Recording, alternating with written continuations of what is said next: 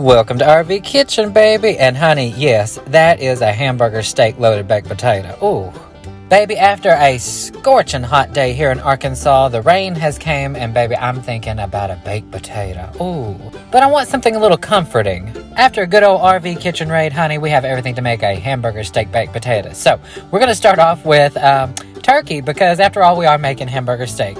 Now, honey, if you have about a pound of hamburger, that would be great, but I have turkey, and that works just fine. So, we're going to toss that into a pot and let that get going with some onion.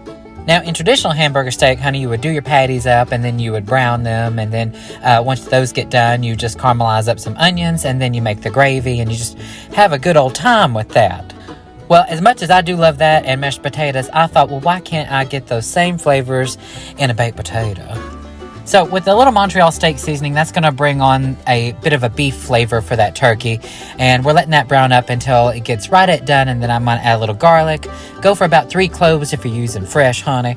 And the onions are just going to keep it moist and allowing that turkey to brown up. Now, honey, the key is to get those brown little tidbits, because that's what's going to give it the flavor. And after all, that is the best part on a hamburger steak.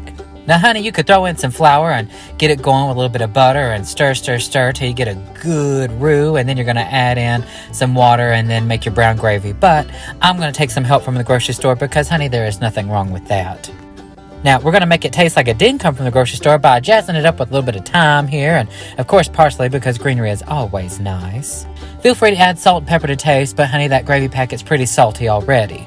Plus, that Montreal steak seasoning did everything that we need it to do. Now, we're going to let that marry on up so everything gets all infused. That gravy's going to marry up with that turkey, and that turkey is going to swim in there. And, of course, a little butter never hurt no one. After all, that turkey is pretty lean.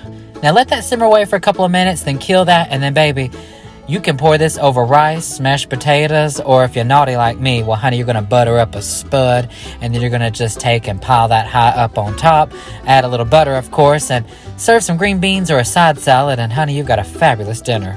Well, open up, honey, because the next time I see you, we'll be back at the RV kitchen. Oh.